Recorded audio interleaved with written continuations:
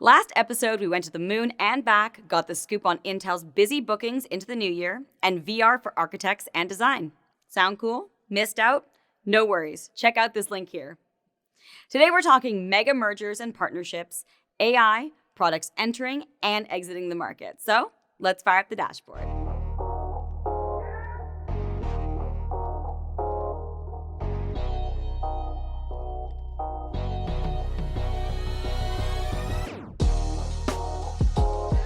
While all the Black Friday shopping was happening, Salesforce has been making online purchases of their own. In a mega deal closed for $27.8 billion, Salesforce, the CRM giant, purchased Slack, causing stocks to rise. This acquisition makes absolute sense as their services are complementary. Software, specifically SaaS, is quickly becoming the backbone and main performance tool for most businesses, no matter what the industry. Salesforce offers streamlined metrics and processes, where Slack offers internal and external communication tools to enhance team performance. It seems like a match made in heaven. And this purchase helps Salesforce to take on its rival, Microsoft, who recently passed on buying Slack for a fraction of the price in order to focus on developing teams. No time like the present. What makes Slack an ideal purchase for Salesforce is its ability to integrate into other enterprise software, which for Salesforce is great because it means the adoption and scaling period could be pretty quick. Not bad for Slacky seconds. Wow, savage. Well, this is interesting. Nvidia has brought down the entry price for Ampere GPUs because they love their clients so much. Regardless of why, the Nvidia GeForce RTX 3060 Ti now offers the best price to performance ratio for its price tag of $399. RIP 3070. It's fairly similar in comparison to the 3070. You get the same 8GB GDDR6 memory at 14GB per second. They use the same GA104 GPU, but the 3060 Ti has less function units enabled, and the GPU core has 38 SMs enabled versus 46 SMs in the 3070. Theoretically, the 3060 should be about 17% slower, but with clock speeds considered, it could be down to 20%, but that's on the outside, and specs don't always compute to exact real-world performance. With this pricing strategy, Nvidia is forcing AMD's hand to make adjustments. While AMD takes the performance route, really juicing their margins, Nvidia has decided to take the low road, the high-value, low-price road, that is. So apparently it's December, which means companies are setting the stage for 2021. That's exactly the case for Qualcomm, as it has come out with its Snapdragon 888 chip, which is set to power the majority of the next-gen flagship handhelds for 2021. Sounds lucky. Previous versions are used by Samsung in their Galaxy S20, the OnePlus 8, and other manufacturers like LG, Sony, Motorola, Sharp, Lenovo, and Xiaomi. So it's safe to say that the 888 will be used in their future generations. So what's new? It features Qualcomm's newest X60 5G modem for connectivity and supports mmWave as the platform spreads globally. The company also increased AI capabilities. The chip can process far more operations per second than its predecessor, with intelligent features and effective power consumption. Included is the Snapdragon Elite Gaming SoC with 144 frames per second, offering a significant upgrade in Adreno GPU performance. And we should see improvements to Call of Duty Mobile, Fortnite, and PUBG in the coming year. So there goes my productivity down the drain.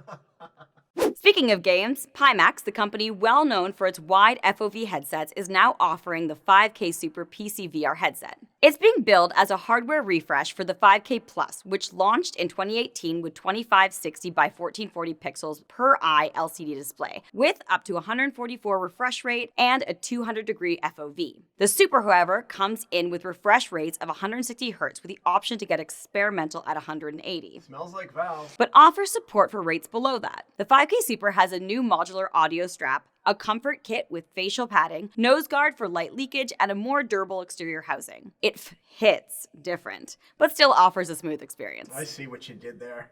Staying on the topic of gaming, Vario has come in with new products offering the highest pixel density yet for an HMD. Their VR3 and XR3 VR headsets are now offering bionic displays that really raise the resolution game. I mean, they're going to be worth a pretty penny, and by pretty penny, I mean $3,000 to $5,000. For a business class headset, it kind of comes with the territory, as it offers wide FOV with top-of-the-line eye, hand, and position tracking. Differences with Vario is that it produces insanely high pixel density using their proprietary bionic display technology. It embeds a higher resolution LCD of 2880 by 2720 inside the primary UOLED panel of 1920 squared. The base resolution is therefore 2880 by 2720 per eye, spread across 115-degree FOV, giving users 30 pixels per degree. Their full-frame bionic display compared to human eye resolution more than doubles the pixel density at the central focal display point, thanks to a tiny UOLED with a 1920 by 1920 per eye resolution occupying a 27 by 27 degree section of the focus area for a panel density of 70 ppd. It does all this while maintaining a 90 Hz refresh rate. This is the kind of quality that makes VR gaming truly immersive, especially for industrial design, simulation, and training purposes.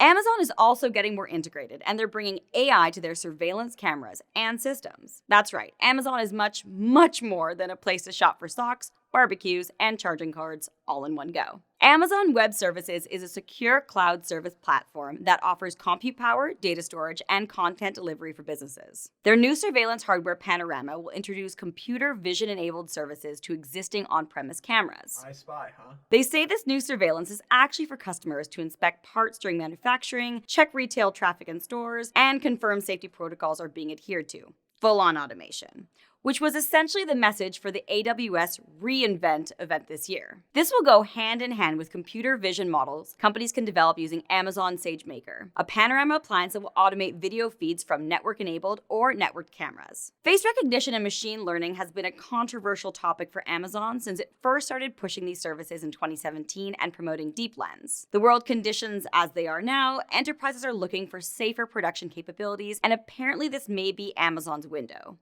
with a little help from their new friends. That's right, they've partnered with Apple to bring modern cloud provisioning to Mac OS platform using the Mac One Metal ECS instance type. It seems like a bit of an ad hoc carpentry, to be honest. These new instant types aren't virtual machines at all. They're literal Mac Mini systems bolted in pairs to 1U rack mount sleds. Are they Apple Silicon though?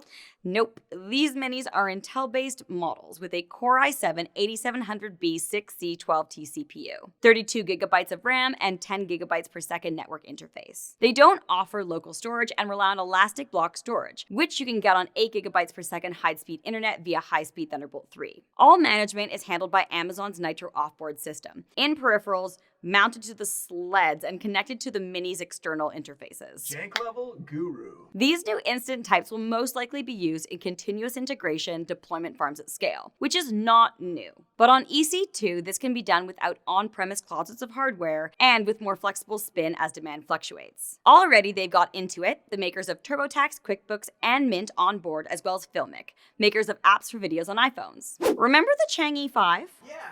Yeah, well, it's already on the moon. That was quick. Yep. A few days ago, the probe successfully landed and has begun drilling to collect materials from the moon. If it's successful, it will return with lunar samples for the first time in 4 decades, which is pretty neat. Well, here on Earth, you have just a few weeks left to enter our epic code red. This early Christmas giveaway is one AMD Ryzen 5000 custom workstation to one lucky winner. Entering is simple. Hit the link in the description to get entered. And to be completely eligible for this prize, please make sure to like this video, subscribe to our channel, follow us on social, and check out our product lineups at monolithgroup.ca. I'm Jana, this is Dashboard, and I'll see you next week.